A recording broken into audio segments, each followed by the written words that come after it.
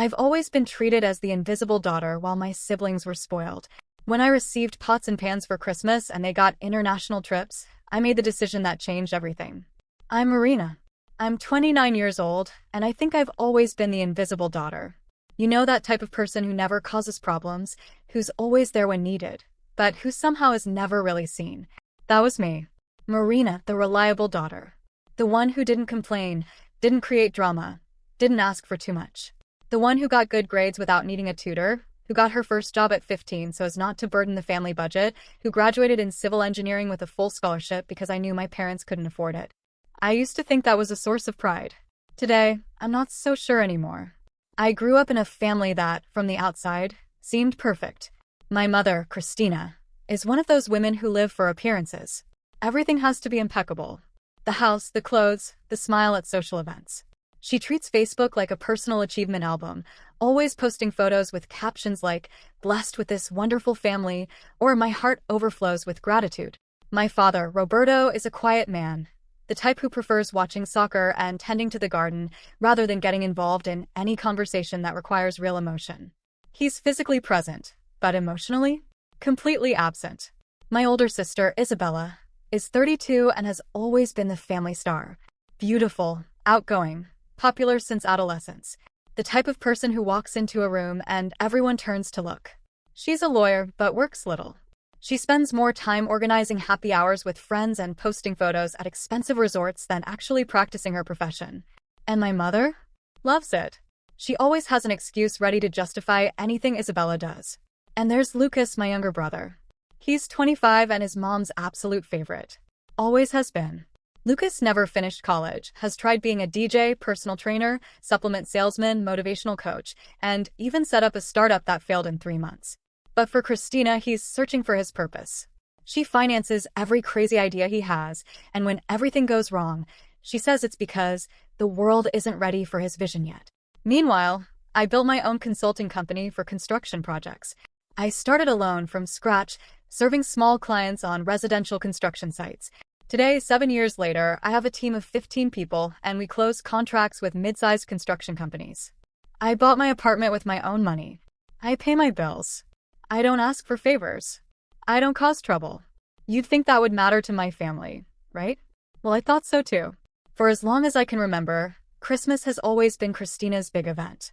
She starts planning in September. Themed decorations, elaborate menu, gifts wrapped in imported paper with giant bows. And there's the sacred ritual of opening presents, where each person opens theirs in front of everyone while she records everything on her phone to post later with emotional background music. When we were children, it was magical. In adolescence, it became tradition. Now, as an adult, it's more like a theater piece where my mother is the director, the audience, and the protagonist all at the same time. And every year, I convince myself that this time would be different. That this time she would really see me. Not as the practical daughter, the daughter who manages on her own, but as Marina, as her daughter. But last year's Christmas was the breaking point. That's when I finally understood that no matter how hard I try, it will never be enough. It all started on December 22nd. I arrived at my parents' house at the agreed time, neither early nor late. Isabella was already there, of course, sprawled on the couch with a glass of wine in her hand and that loud laugh that always annoyed me. She greeted me with a distracted, "Hi, sis," without even looking up from her phone. Lucas arrived 2 hours late, as always, with his new girlfriend, an influencer in her early 20s named Julia, who only spoke in internet slang and made a point of recording stories of absolutely everything. Christina had already arranged the guest rooms with embroidered towels and artisan soaps for everyone. Except for me. My room had a regular towel, one of those from the supermarket, and the soap was that leftover bar that remains when nobody wants to use it. Small detail, right? But I noticed. As I always notice. Dinner was tense in that way only family dinners can be. Isabella talked about the trip she was going to take to Cancun with her friends. Lucas excitedly talked about the new online course he was going to sell about millionaire mindset. And me? I just sat there, sipping my wine, nodding from time to time, wondering why I always feel like a visitor in my own family. At one point, Christina turned to me and said, "Marina, you're so quiet. You need to loosen up more, dear. Learn to shine a little." I forced a smile. "I'm fine, Mom. Just tired." "It's because you work too much," she said in that tone of someone giving profound advice. "You need to relax." Enjoy life. Look at Isabella, she knows how to live. Isabella laughed, all proud. Lucas laughed too. My father kept chewing, looking at his plate. I got up earlier that night, said I was tired from the trip, and went to my room. But actually, I just needed to get out of there before I exploded. Christmas morning arrived with all the usual ritual. Christina prepared French toast. The breakfast was impeccable. The Christmas tree sparkled with perfectly coordinated gold and silver lights. The presents were piled under the tree, each with its name written by hand in careful calligraphy. We began the ceremony. Isabella was first. She opened a designer handbag that must have cost around 5,000 reis, a voucher for a luxury spa, and then the big gift, a trip to Europe, business class tickets, 5-star hotels, all paid for. Because you deserve it, my love, Christina said, with tears in her eyes. You've been working so hard. Working so hard? Isabella had barely shown up at the office in the last 6 months. But okay. I swallowed hard and kept watching. Lucas was next. He got a top-of-the-line laptop, an Apple Watch, and a check for 10,000 reis to invest in the new business.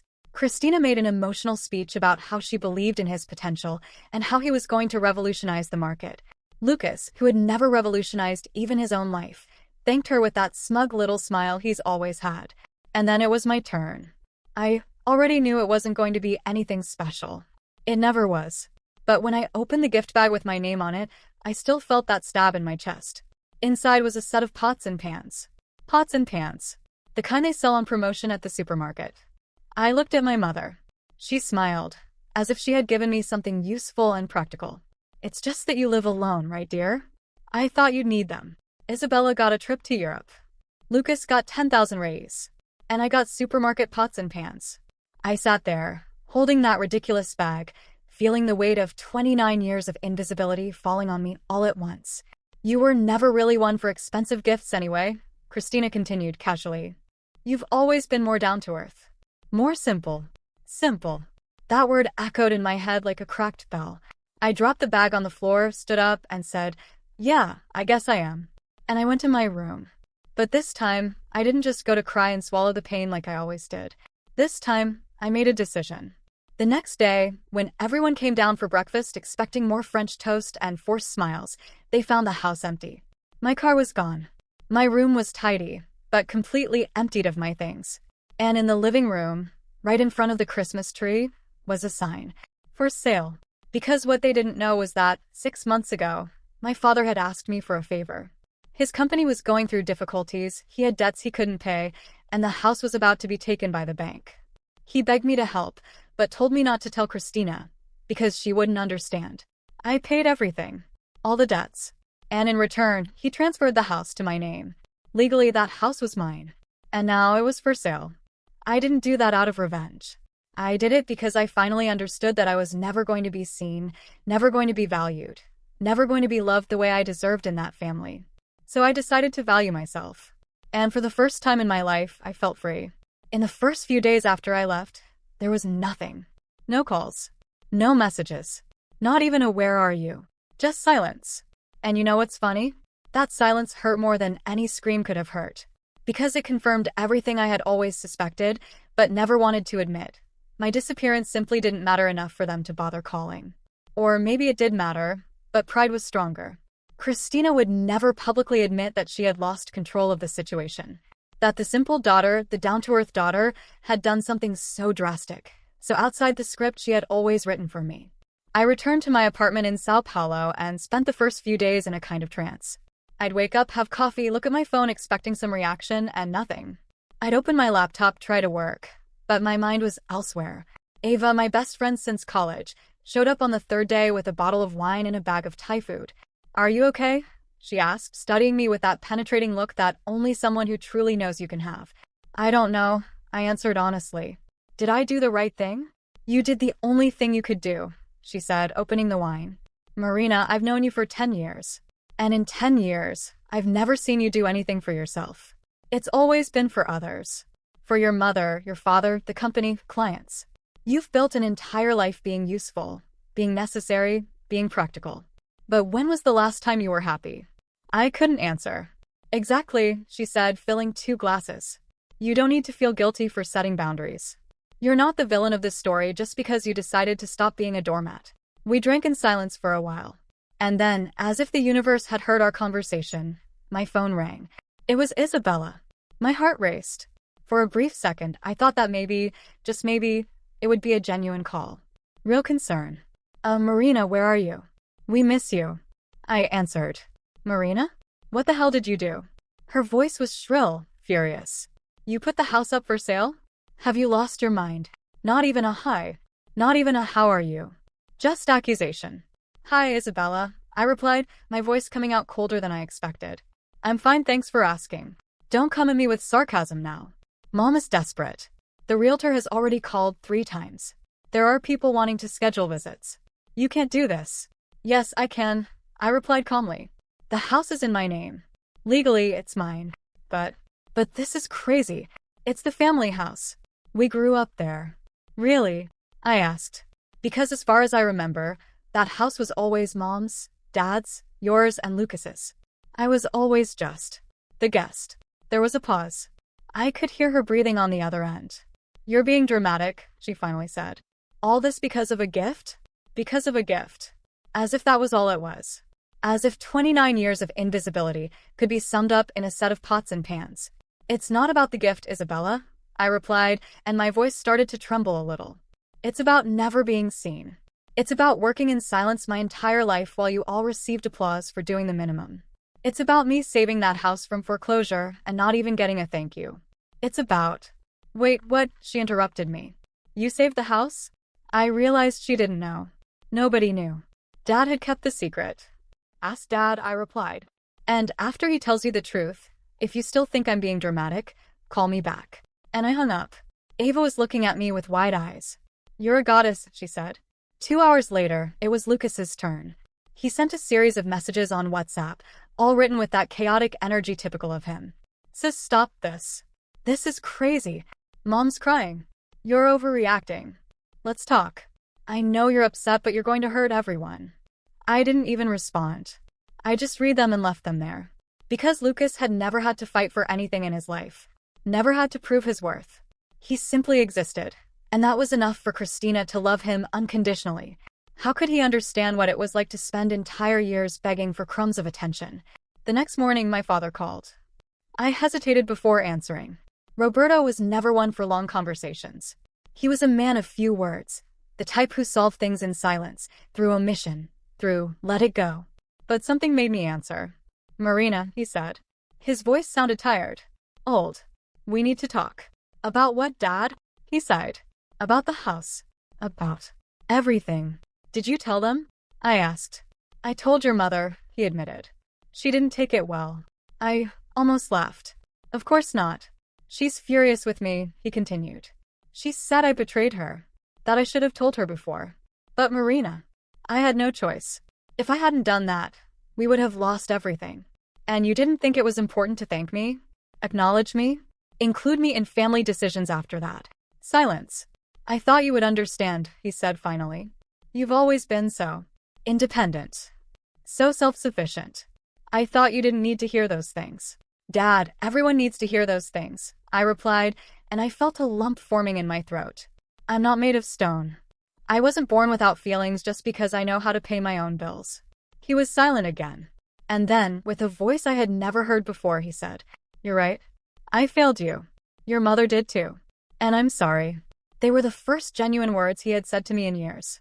And even so, they weren't enough to erase everything. I accept your apology, Dad, I replied. But that doesn't change anything.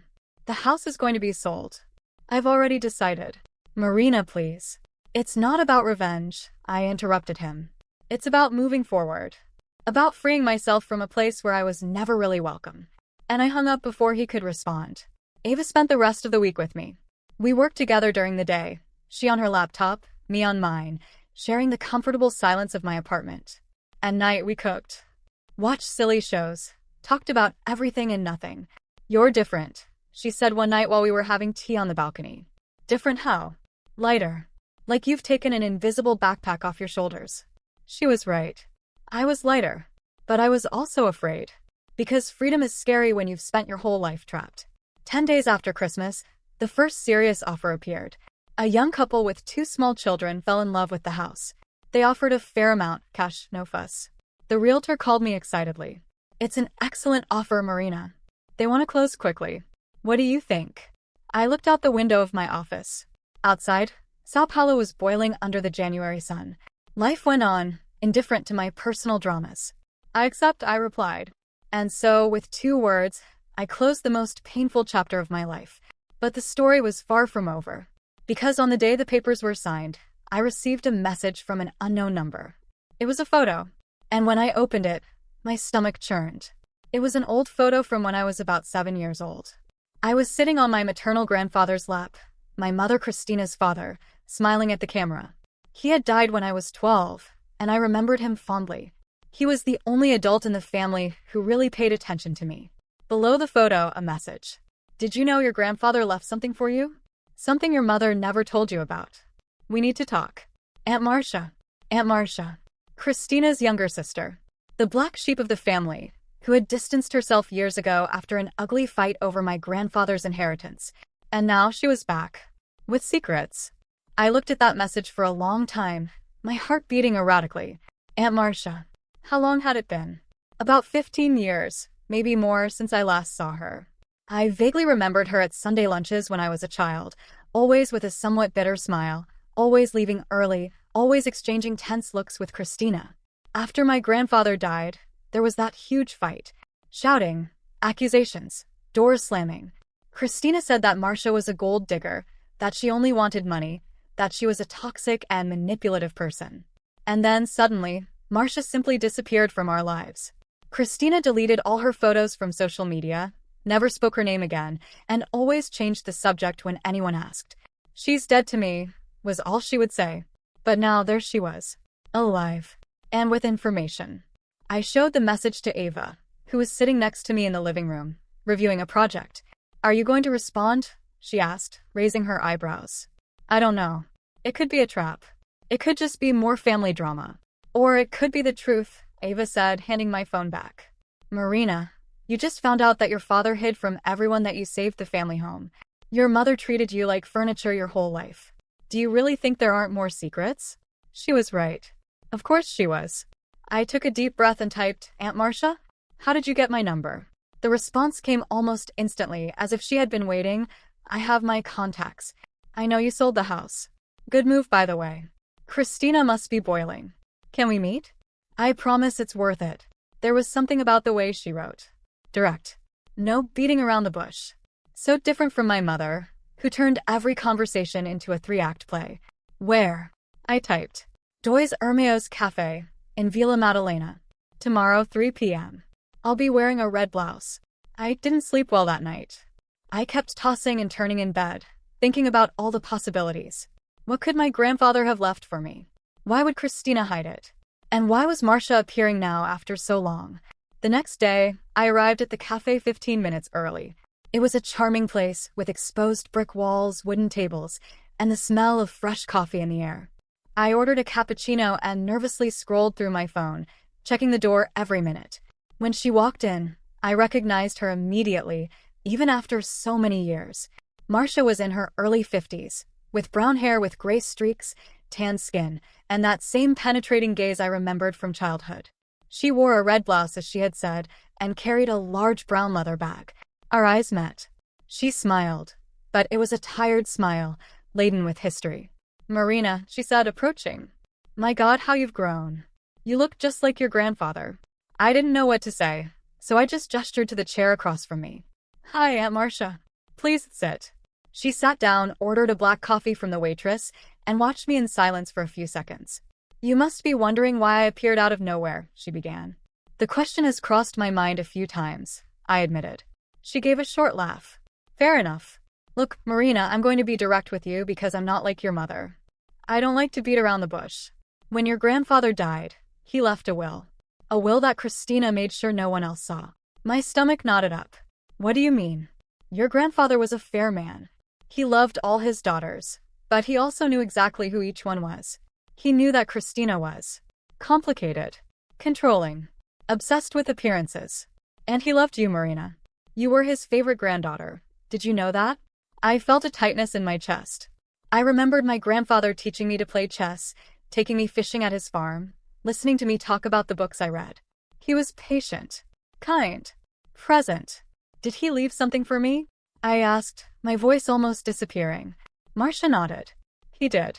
A considerable amount in a savings account that he opened in your name when you were born.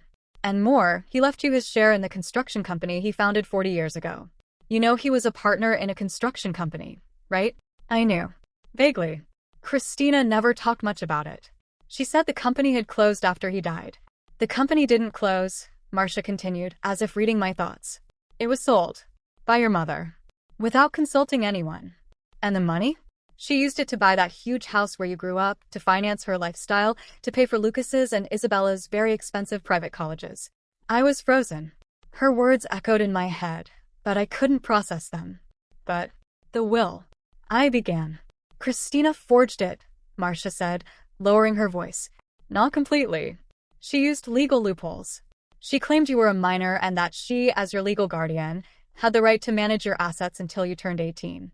Except when you turned 18, she simply never told you. I felt the room spin. How much? The savings account had about 80,000 reis at the time. With interest and adjustments, today it should be around 150,000. And the company's share. Marina, when she sold it, your percentage was worth 300,000. That was 17 years ago. I couldn't breathe properly. 450,000 reis. Money that was mine. Money that my grandfather had left for me. And that Christina had hidden, enjoyed, spent. Why are you telling me this now? I asked, my voice trembling. Marcia sighed. Because I was robbed too, Marina. Your grandfather left the same amount for me. And Christina did the same thing. She manipulated everything, used expensive lawyers, painted me as the villain, the gold digger, the sister who only wanted money. And when I tried to fight legally, she destroyed me. She spread lies, turned the whole family against me, isolated me completely. She stopped, her eyes welling up. I've spent the last 15 years gathering evidence. Documents, receipts, witnesses. And finally, I have enough to move forward with this. But I didn't want to do it alone. When I heard you sold the house, that you finally distanced yourself from her, I thought, maybe Marina is ready to know the truth. I was in shock. Complete shock. Do you have proof? I managed to ask. Marcia opened her bag and took out a large folder. Inside were documents, authenticated copies of the original will, old bank statements, company sale contracts.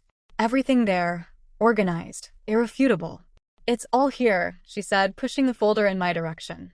You can take it to your lawyer. Analyze it. Verify it. It's all true, Marina. Your mother robbed you. She robbed your grandfather. She robbed me. And she did it because she always believed that we didn't deserve it, that only she knew what was best for everyone. I took the folder with trembling hands. I opened it. I read the documents. And with each line, each number, each forged signature, I felt a rage growing inside me. It wasn't an explosive rage. It was cold, calculated, definitive. What do you want me to do? I asked. I want us to sue her, Marcia said, without hesitation. Together. I want us to expose what she did. I want justice. And I want you to receive what's rightfully yours. I closed the folder. I looked at my aunt. And for the first time in a long time, I felt I wasn't alone. I'm going to need time to process all this, I replied. I understand, Marcia said. But Marina, don't take too long. The more time passes, the harder it becomes to recover what was stolen. I left that cafe with the folder under my arm and my head exploding. I called Ava while still on the way. You won't believe this, I began and told her everything. She was silent for a long moment. Then she said, Marina, you need to act. This isn't just about money. It's about justice. I know, I replied. But this is going to destroy what's left of the family. Family? Ava repeated, incredulous. Marina, what family? The family that gave you pots and pans as a gift? The family that treated you as invisible? The family that literally stole your inheritance. She was right. Once again, she was right. That night, I sat on the couch with all the documents spread out on the coffee table. I read everything. 3 times. I checked dates, signatures, amounts. Everything matched. Everything made sense. And then I picked up my phone and called the best lawyer I knew. A former college classmate who is now a partner at a large firm specializing in family and estate law. Dr. Fernando? It's Marina. I need to schedule an urgent consultation. It's about an inheritance. And fraud. He scheduled it for the next day. Meanwhile, my phone started exploding with messages. Christina, Isabella, Lucas, even some distant cousins I barely knew. Everyone wanting to know about the sale of the house, everyone with opinions, everyone demanding explanations. I blocked all the numbers. Because now, I wasn't just distancing myself. I was preparing for war. The meeting with Dr. Fernando took place in a glass-walled room on the 22nd floor of a commercial building on Avenida Paulista. He greeted me with a firm handshake and that analytical look that good lawyers have, as if they're reading every word before you even speak. Marina, he said, pointing to the chair across from his desk. On the phone you seemed quite determined. I am, I replied, placing the folder of documents on the desk. And after you read this, you'll understand why. He opened the folder and began examining the papers. His face, initially neutral, gradually closed into an expression of intense concentration. He made notes, checked dates, compared signatures. The silence in the room was broken only by the sound of pages being turned and his pen scratching on the notepad. After about 20 minutes, he finally looked up. "This is serious," he said. "Very serious. If everything here is authenticated and verifiable, and by the looks of it is, we're talking about misappropriation of inheritance, document forgery, and fraudulent administration of a minor's assets. The statute of limitations for this type of action is long, especially considering you only became aware of the facts now. So we can sue?" I asked, my voice coming out firmer than I expected. "We can," he confirmed. "And with this evidence, you have real chances of winning. But Marina, I need you to understand something. This type of lawsuit is exhausting. It will be public. Your entire family will be exposed. And your mother. Well, she could face criminal consequences, in addition to civil ones." I swallowed hard. Criminal consequences. Christina, my mother, could go to jail. "How long would it take?" I asked. 2-3 years, maybe more. It depends on how many appeals the defense files. But the process itself already causes immense reputational damage, especially if the press picks it up. I nodded, processing everything. "I want to move forward." Dr. Fernando leaned back in his chair. "Are you sure?" "Because once we file this action, there's no turning back. Your mother will know it was you. Your entire family will know." "I know," I replied. "And I want them to know." He nodded slowly. "All right. I'll need a few days to prepare everything, collect some more certificates, talk to your Aunt Marcia too, since she's an interested party. We can file the lawsuit next week." I left that office with a strange feeling. It wasn't relief, it wasn't exactly satisfaction. It was more like inevitability. Like when you're at the top of a roller coaster and you know the descent is about to begin, and there's nothing more you can do except hold on tight. I called Marcia and told her about the meeting. She sighed, relieved. "Thank you, Marina," she said, her voice choked up. "Thank you for believing in me. For having the courage to do what I couldn't do alone." "We're in this together now," I replied. In the following days, I immersed myself in work to try to maintain my sanity. I had meetings with clients, site visits, endless spreadsheets to review. My team noticed I was different, more serious, more distant, but no one asked. They knew me well enough to know when I needed space. Ava, on the other hand, had no such reservations. "Are you handling all this well?" she asked one night while we were having dinner at a Japanese restaurant near my apartment. "Define well," I replied, pushing a piece of sushi from one side of the plate to the other. "Are you sleeping? Eating? Not having panic attacks or existential crises at 3 in the morning?" I laughed, but it was a humorless laugh. "I'm sleeping little. Eating enough. And yes, at 3 in the morning I wake up wondering if I'm not being selfish, dramatic, vengeful." "You're none of those things," Ava cut me off. "You're a woman who discovered she was robbed by her own mother and is doing something about it. This isn't revenge. It's justice." "What if everyone hates me?" The question came out before I could hold it back. "What if my father, my siblings, my cousins, everyone thinks I destroyed the family?" Ava looked me in the eyes. "Marina, that family was already destroyed. You're just revealing the cracks." She was right. As always. On Thursday of that week, Dr. Fernando called me. "Everything's ready," he said. "We're filing tomorrow morning. Do you want to be present?" "I do," I replied without hesitation. And that's how, on a Friday in February at 9 in the morning, I filed a lawsuit against Cristina Alves Ferreira, my mother, for misappropriation of inheritance, ideological forgery, and fraudulent administration of assets. Marcia was with me. We both signed the documents, shook Dr. Fernando's hand, and left the registry office in silence. "Done," Marcia said, stopping on the sidewalk and looking at the blue Sao Paulo sky. Now there's no turning back. No, I agreed. Now there isn't. The summons arrived at Christina's house 3 days later. I know because Isabella called me. There were 17 missed calls before I finally answered, more out of curiosity than anything else. "You're suing Mom," she screamed before I could even say hello. "Have you completely lost your mind?" "Isabella, lower your voice," I replied calmly. "I won't lower anything. You sold the house, disappeared, and now this? A lawsuit? For money? You're being pathetic, Marina." Something inside me broke. Not from pain. From cold anger. "Pathetic," I repeated, my voice low but cutting. "I'm pathetic? Isabella, you got a trip to Europe for Christmas while I got supermarket pots and pans. You've never worked a single real day in your life, and yet you've always had everything. Lucas burned money on all his crazy ideas and was always called an entrepreneur. I built a company from scratch and was always treated as the daughter who manages on her own. And now I discover that Mom stole an inheritance that Grandpa left for me, and I'm the pathetic one." Silence on the other end. "You don't understand," Isabella said, her voice now lower, more defensive. "Mom did what she thought was best. She used that money to give us a good life. I corrected. You and Lucas. I paid for my own college, Isabella. I worked since I was 15. I never asked for anything. And even so, even what was mine by right was taken from me. She's our mother." Isabella shouted again. "How can you do this to her? How could she do this to me?" I shot back. "Answer that, Isabella. How could my own mother rob me and lie to my face for 17 years? She hung up. I expected that. Actually, I expected worse. The next day, Lucas sent a message. Unlike Isabella, he tried the emotional guilt approach. "Sis, I know things weren't easy for you. But suing Mom? This is going to destroy her. She's already bad because of the house. Don't you have a heart?" I typed and deleted the response about 5 times. Finally, I wrote, "Lucas, I had a heart my whole life. I had a heart when I worked double so as not to burden the budget.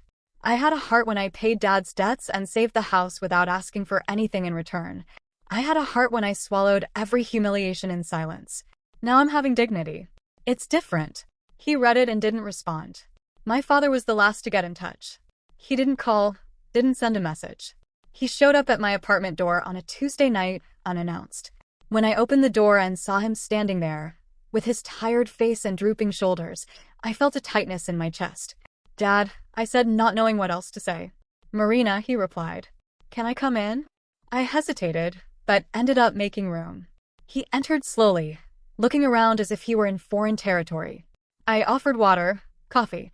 He refused everything. We sat in the living room. The silence was heavy. "I read the lawsuit," he began. "Christina showed me. And..." He sighed deeply. "And it's true. Everything that's in there. I knew, Marina. I always knew." My stomach churned. "You knew." "I knew," he admitted, without looking me in the eyes. "I was there when your grandfather made the will. I saw it. I knew what he left for you. And when Christina decided to administer it differently, I did nothing. I let it happen." "Why?" My voice came out almost as a whisper. "Because it was easier," he said, finally facing me. "Because fighting with Christina was always impossible. Because I'm a coward, Marina. Always have been. And you paid the price for my cowardice." Tears burned in my eyes, but I didn't let them fall. "You could have told me," I said. "At any moment in those 17 years, you could have told me." "I know. But you didn't." "No." I kept looking at him. My father. The man who should have protected me. The man who chose silence. "I'm not going to drop the lawsuit," I warned. "I know," he repeated. "And I didn't come here to ask that. I came to ask for forgiveness, knowing that you probably won't give it to me. But I needed to say it." He got up to leave. He stopped at the door. "Your grandfather would be proud of you," he said, without turning around. "He always said you were the strongest of all of us." And he was right. And then he left. I stayed there, alone in the living room, finally letting the tears fall. Because forgiving doesn't mean forgetting. And justice doesn't mean absence of pain. The months that followed were the most intense of my life. The lawsuit progressed slowly, as Dr. Fernando had warned, but each hearing, each document presented, each witness heard was like peeling layers of a rotten onion that I had swallowed my whole life. The first hearing was in April. I was nervous, my hands sweating, my stomach churning. Ava went with me, sat in the gallery as moral support. Marcia was by my side, at the plaintiff's table, with our lawyer. When Christina entered the room, escorted by her lawyer, a man in an expensive suit with an arrogant posture, our eyes met. For a brief second, I saw something I had never seen on my mother's face: fear. But she quickly recomposed her mask, lifted her chin, and sat down with all the poise of someone being wronged. The judge was a man of about 60, gray hair, serious expression. He read the lawsuit aloud, the alleged crimes, the amounts involved. With each word, I saw Christina shrink a little more, even trying to maintain her composure. When it was her turn to defend herself, her lawyer tried the classic strategy, painting her as a dedicated mother who merely administered her minor daughter's resources in the best possible way, investing in the family and everyone's well-being. "Your Honor," he said in a pompous voice, "my client acted with the best intentions. She used the resources to guarantee quality education, dignified housing, and stability for all her children, including the plaintiff.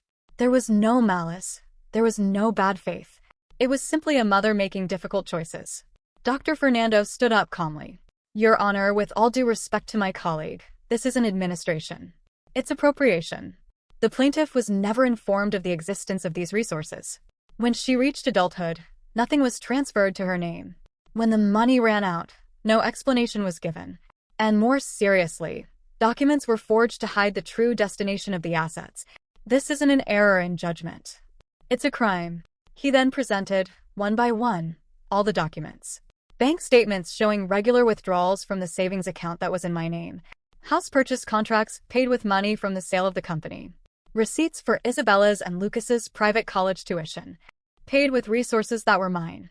The judge's expression became increasingly stern.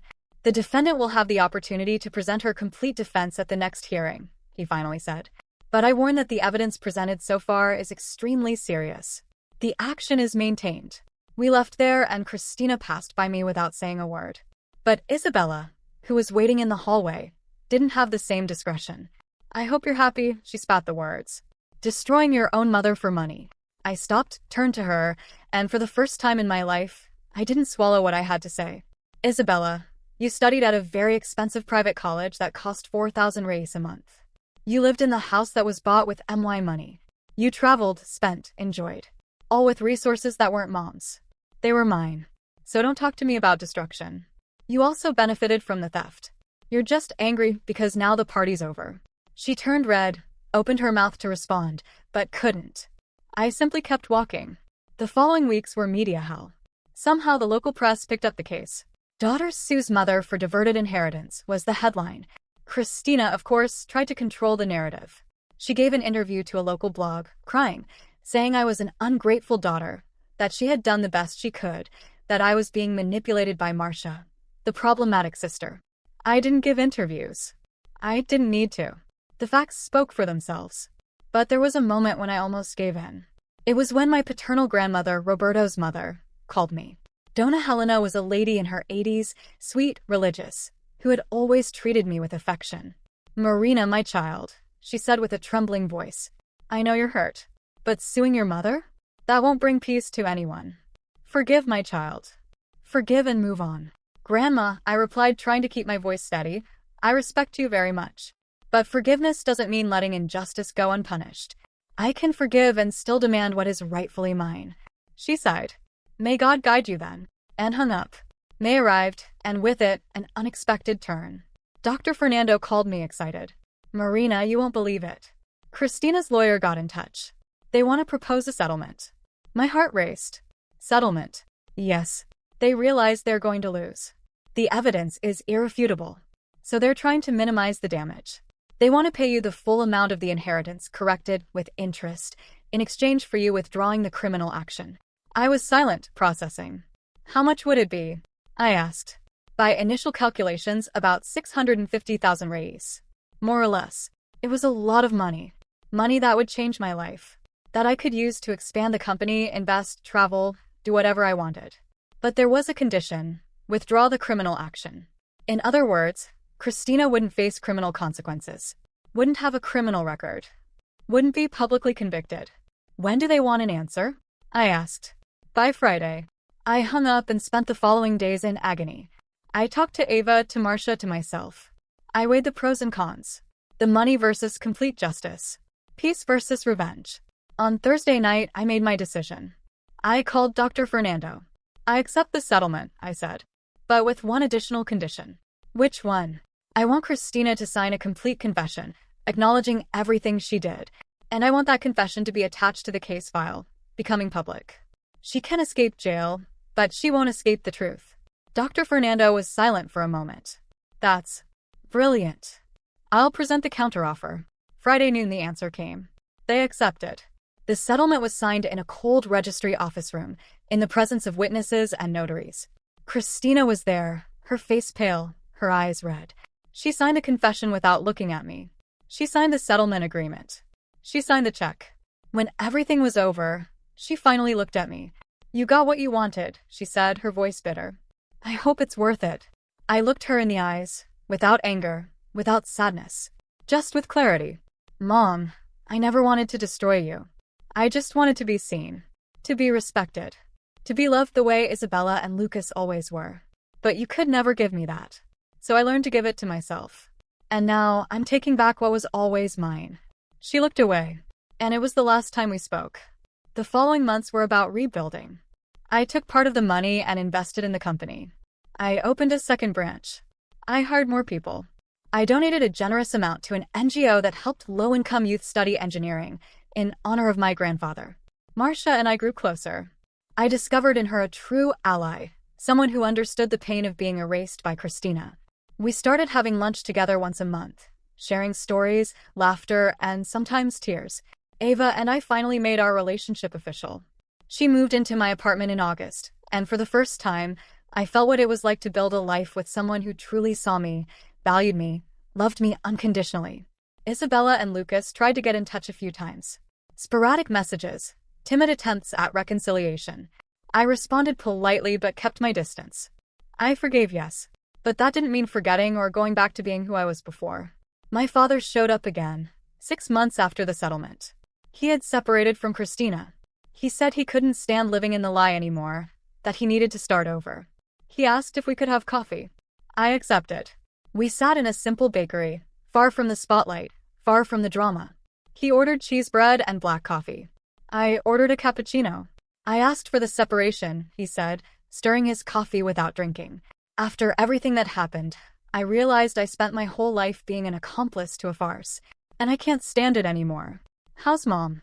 I asked, not out of genuine concern, but out of curiosity. Devastated, he admitted. She lost almost everything. The house was sold, as you know. She's living in a small apartment, rented. Isabella and Lucas barely talked to her. I think they finally understood that she used them too, just in different ways. I felt a pang of something. It wasn't pity. It was just acknowledgement. And you? How are you? I asked. Lost, he confessed. But for the first time in a long time, I'm trying to be honest. With myself, with you. I know I don't deserve your forgiveness, Marina. But I wanted you to know that I'm sorry. For everything. I looked at this man who was my father. Aged, tired, broken. And I realized he had also been a victim, in a way. A victim of his own cowardice, of his own omission. I don't know if I can completely forgive, I said honestly. But I accept your apology. And maybe with time we can build something new. Not like it was before, but something real. He nodded, his eyes welling up. It was a small beginning. But it was a beginning. December came again. Christmas was approaching. But this time, there were no forced invitations, humiliating gifts, or suffocating rituals. Instead, Ava and I organized a dinner at our apartment. We invited Marcia, my father, who accepted timidly, some close friends, and 2 colleagues from the company who didn't have family in the city. There was no over-the-top tree. There were no videos for social media. There were no expensive gifts. There was homemade food, genuine laughter, shared stories, and a strange and wonderful feeling that took me years to recognize. Belonging. On the night of the 24th, after everyone left, Ava and I stayed on the balcony, looking at the illuminated city. Are you happy? She asked, holding my hand. I thought about the question. Happy. Was I? I had lost my mother, at least the version I always wanted her to be. I had distanced myself from my siblings. I had exposed secrets that destroyed my family's image. But I had also recovered my dignity. I had built a life that was truly mine. I had people around me who loved me truly, without conditions, without performances. I finally replied. For the first time in my life, I am. And it was true. Because revenge was never about destroying Christina. It was about freeing myself from her. About breaking the invisible chains that tied me to a version of myself that was never real. I no longer needed to beg for love. I no longer needed to prove my worth.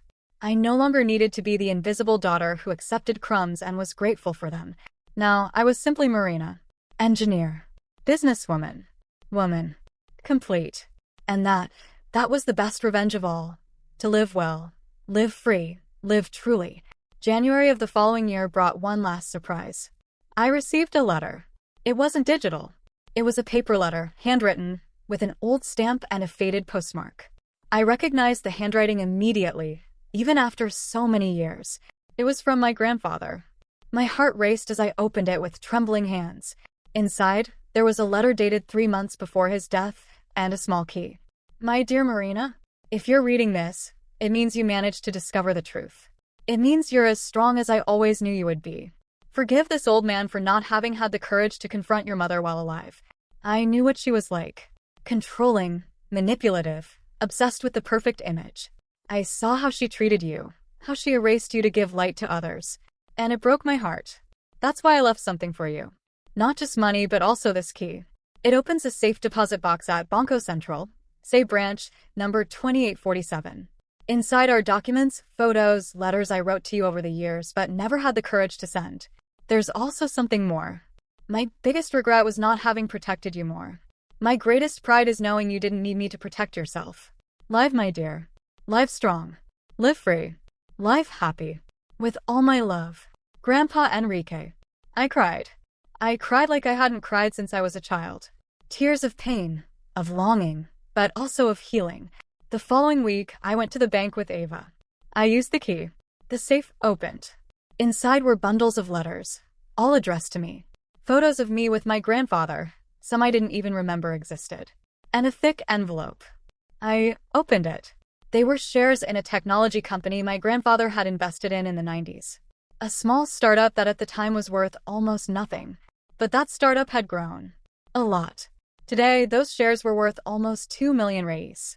I sat on the cold bank floor and laughed. Laughed out loud, hysterically, while Ava looked at me without understanding. He knew, I managed to say between the laughter and tears. He always knew Christina would try to rob me. That's why he hid this. That's why he kept it just for me. My grandfather, even dead, had protected me. I left that bank with the absolute certainty that I had been loved. Truly loved. Even if by only one person, even if he was no longer here. And that was enough. With the money from the shares, I did something I never imagined I would do. I bought the building where my company operated. I transformed the top floor into a free training center for women who wanted to enter civil construction. I named it Enrique Alves Space, in honor of my grandfather. Christina found out, of course. The whole city found out. The inauguration made the newspapers, social media, everywhere. She didn't show up. Didn't send a message. Didn't react publicly. But I found out, through a distant cousin, that she had seen it. And that she had cried. Not from remorse, but from envy. Because finally, after a lifetime in the shadows, I was shining. And it wasn't a false shine manufactured for social media. It was real. It was mine. Isabella sent me a message months later. Short, direct. Congratulations on the space. Grandpa would be proud. I just put a heart on the message and didn't respond further. Not out of anger, but because there was nothing more to say. Lucas never contacted me again.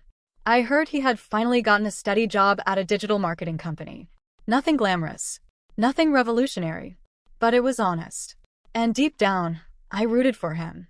My father started attending the monthly dinners I held at home. We never talked about Christina, about the past, about the wounds. We talked about the present. About projects, about plans, about small daily joys. And slowly, painfully, we built something that resembled mutual respect. It wasn't the father-daughter relationship I always dreamed of, but it was real. And real was enough. 2 years after the Christmas of the pots and pans, I married Ava. It was a small ceremony, on the veranda of a farm hotel in the countryside, overlooking the mountains. Marcia was the maid of honor. My father walked me down the aisle, with tears in his eyes. Christina wasn't invited. Isabella and Lucas weren't either. And I didn't miss them. Because around me were the people who really mattered. The people who saw me, respected me, loved me without demanding that I erase myself. During the vows, I looked at Ava and said, "You taught me that love isn't performance. It's presence. It's choosing every day to truly see the other person. Thank you for seeing me. Thank you for choosing me." She cried. I cried. Everyone cried. And it was perfect. On the honeymoon, we went to Portugal. We walked the streets of Lisbon, ate pastéis de Belém, drank port wine, and danced to fado music in tiny bars. One night, sitting at a lookout point watching the Tagus, Ava asked me, "Do you regret anything?" I thought. Really thought. "No," I replied. "I regret having taken so long. Having accepted crumbs for so long. But freeing myself? Suing? Demanding justice? No. Not for a second." "And Christina," she asked. "Do you feel anything for her?" I took a deep breath. "I feel sorry for her," I admitted. Sorry for a woman who had everything and lost it because she never knew how to truly love. Who chose appearances instead of real connections. Who died alone, emotionally, surrounded by people she herself pushed away. "But don't you feel anger?" "Not anymore," I replied honestly. "Anger requires energy. It requires me to still care. And I don't care anymore. She has no more power over me." And it was true. Christina had become just a distant figure, a painful memory that no longer defined me. We returned from the wedding renewed, ready to start a new chapter. Ava started working part-time at the company, taking care of communication and marketing. The company grew so much that we opened a third branch. The Enrique Alves space graduated its first class of women engineers. 23 women of varied ages and backgrounds, all determined to break barriers in a male-dominated field. At the graduation, I gave a speech. I spoke about resilience, about dignity, about the importance of never accepting less than we deserve. "You don't need to shout to be heard," I said, looking at those women. "Sometimes, the most revolutionary act is simply refusing to disappear. It's existing fully, without apologizing. It's building the life you deserve, even when the world says you can't." The audience stood up. Applause echoed. And I felt my grandfather there somehow, smiling. 5 years after the Christmas of the pots and pans, I received an unexpected call. It was from the hospital. Christina had suffered a stroke. She was hospitalized, in serious condition. Isabella was on the other end of the line, her voice choked up. "Marina, I know we don't talk. I know you have your reasons. But she's asking for you. She wants to see you." My first instinct was to refuse, to hang up, to move on with my life. But something made me pause. "I'll go," I said. "But I'm not promising anything." I arrived at the hospital the next day. Isabella and Lucas were in the waiting room, their faces tired, aged. They greeted me with timid waves. I entered the room alone. Christina was in the bed, thin, pale, connected to wires and machines. When she saw me, her eyes filled with tears. "Marina," she whispered, her voice weak. I sat in the chair next to the bed, but didn't take her hand. "Hi, Mom," I said, my voice neutral. I'm sorry," she said, the words coming out with difficulty. "For everything. You were right. I was selfish. I was cruel. I erased you because I was afraid." "Afraid of what?" I asked. "Afraid that you would be better than me. Stronger. More capable. And you always were. Since you were little, you never needed me. And that terrified me." I was silent, processing. "I didn't want to be perfect," I finally said. "I just wanted to be your daughter. To be seen. To be loved. But you never gave me that." "I know," she cried. "And I lost you. I lost everything. And I deserve it." I looked at this woman who was once my mother. Broken. Repentant. Alone. And I felt nothing. Not anger. Not satisfaction. Just emptiness. "I forgive you," I said, surprising myself. "Not because you deserve it, but because I deserve peace." She closed her eyes, tears streaming down.